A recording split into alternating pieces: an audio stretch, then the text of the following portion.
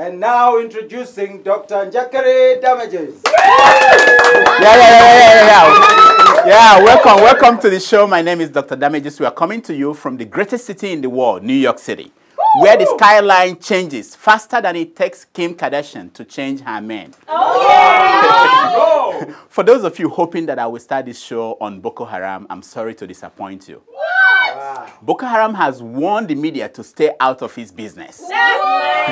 Because I don't want to die, I have closed the Boko Haram news desk. My mouth is sealed. Meanwhile, this is the second week of the great scandal. What have we learned from it? Well, it is simple. Politicians learn everything they know from prostitutes. That's the lesson. That's the lesson. There wouldn't have been any problem in Colombia if the SSS guys paid the prostitutes $800 that they were promised. Instead, they decided after the fact to cheat these poor women and pay them $30. That's terrible. That's terrible. The opposite was exactly what happened in the Nigerian oil subsidy scandal.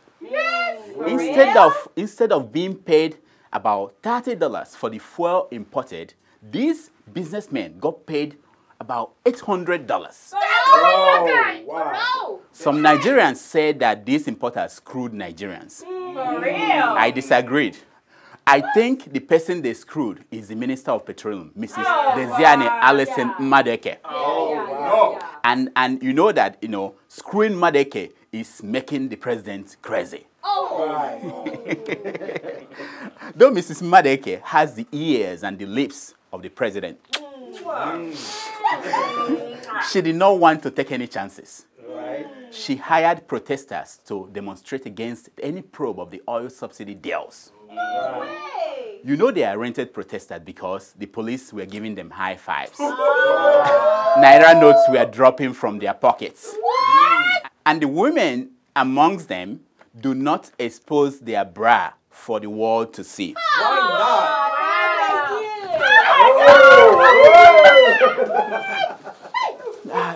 Excuse me. Oh yeah. That is the new normal.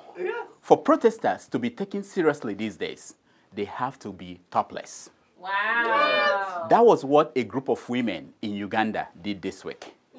The women stripped naked to protest police groping of a female politician. Wow. You watch.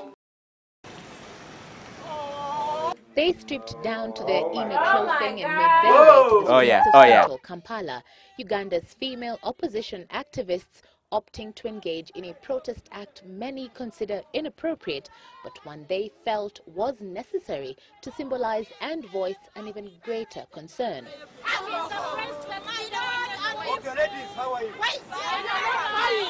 An alleged brazen sexual assault on one of their colleagues by a police officer last week. It worked. It got the attention of the world. Unfortunately, it did not get the attention of the most important man in Kampala, President Museveni.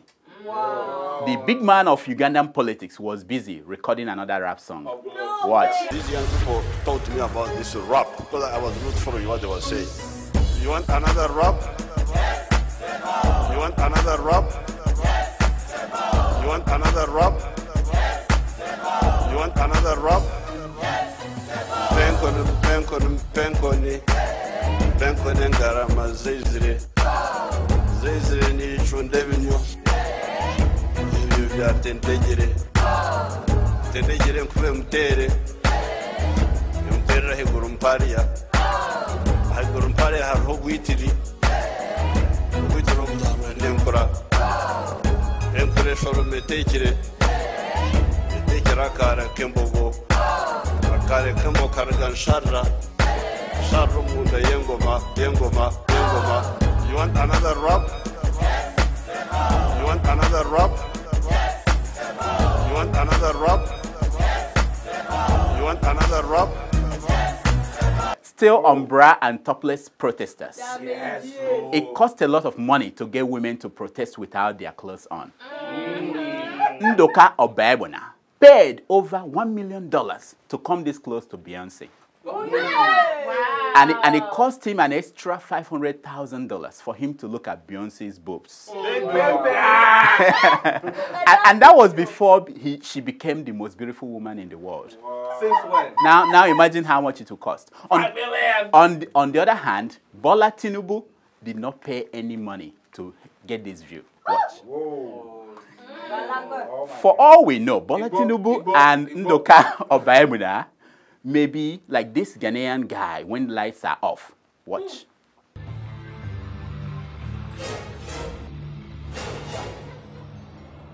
Yeah. Let them shut your show. Move for near. Sister, said your home fat child, you know, Miss Snow. Family forward. For mammy, Nameno. Hey. So we didn't wait. We dear.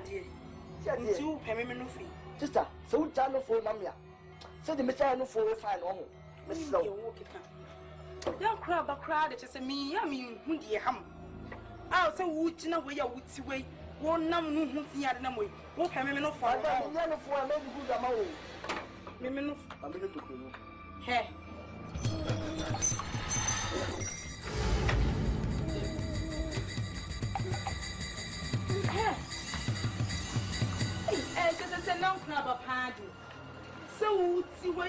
In Nigeria, President Jonathan has gone soft again. Speaking to his political party members, he begged them not to admonish him like a school kid. Yeah, I agree with the president on this one. The president and the school kid are two different people. One hates to do his homework, but instead prefers to spend his time trying to impress young women. The other one is the school kid.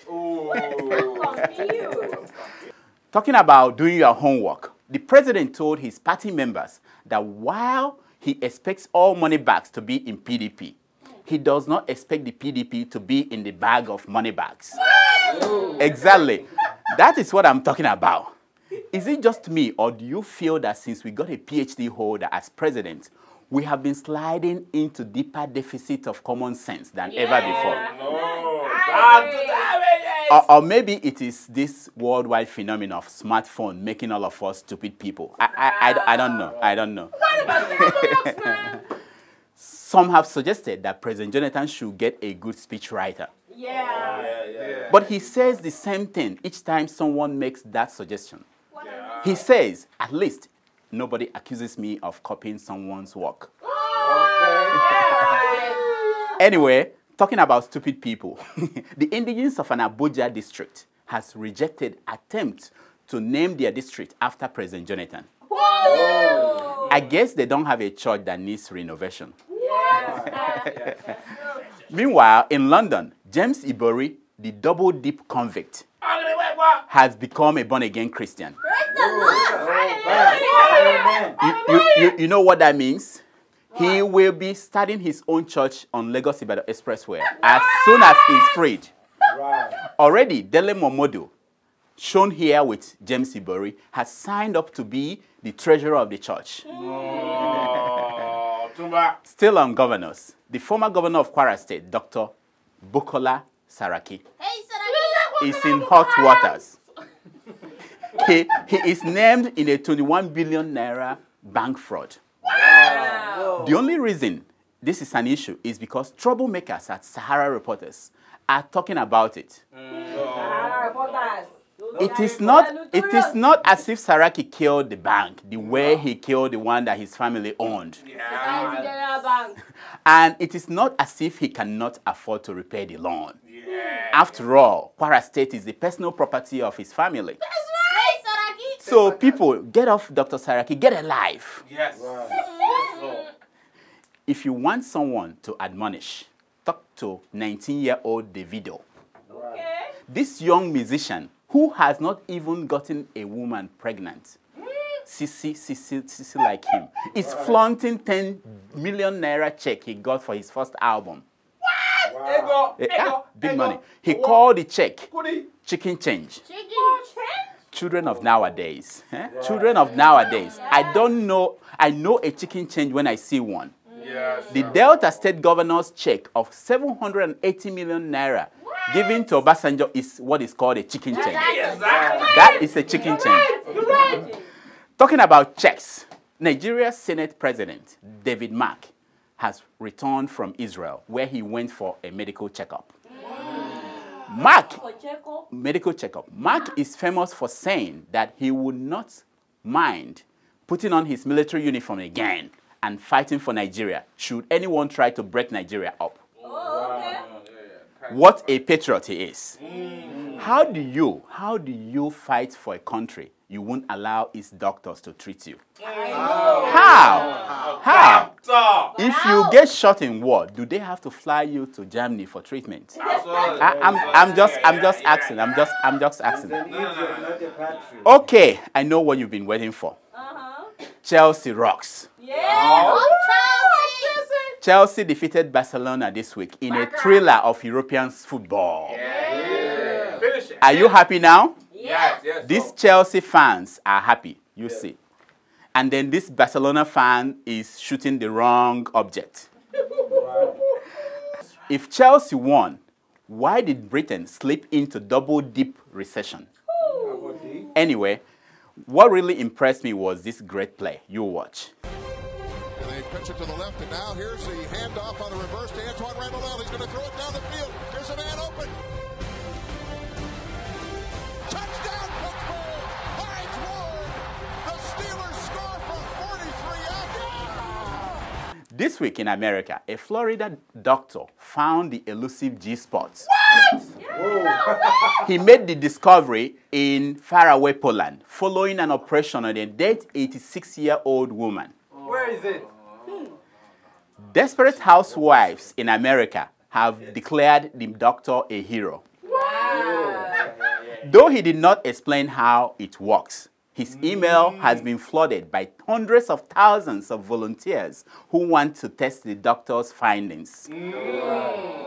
If you don't see me here in a couple of weeks, just know that I'll be in a lab somewhere in Las Vegas trying to prove the doctor's claim. Finally, mad cow disease was discovered in a farm in California this week. That was the first mad cow incident since Rush Limbaugh was discovered. I now leave you with the old mad cow Rush foaming in the mouth. I try to buy this country. Come on, what is that? Pushing buttons, hitting shit, nothing comes to it. It says radio show. How come it won't come on? What do you got? What the bam? I am Abu Dhabi. I ain't got beer. I'm going to step right out of London. I'm going to grab you like your jerk off. What do you got these idiots sitting around and no one knows what they're doing? Because you got no experience to throw, and you can't just go there with a hammer and nail and a hammer or something and just go to throw. What do you got these idiots sitting around and no one knows what they're doing? I can't even see. My eyes are covered with ice now. Too many games. I ain't getting with you. I'll never get there. I'm just going to get there on my own. Until next week, I am Dr. Damages. I diagnose. You heal yourself. Thank you.